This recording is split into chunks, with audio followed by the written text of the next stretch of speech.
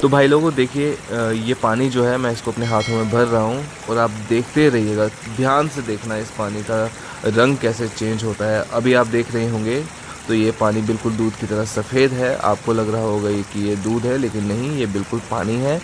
आपके सामने देखते ही देखते ये पानी अपना कलर बिल्कुल चेंज कर देगा और ये बिल्कुल क्लियर हो जाएगा। ये दोस्तों कुदरत का एक अनोखा नज़ारा है जो कि कश्मीर के दूध गंगा इलाके में पाया जाता है। ये देखिए दोस्तों।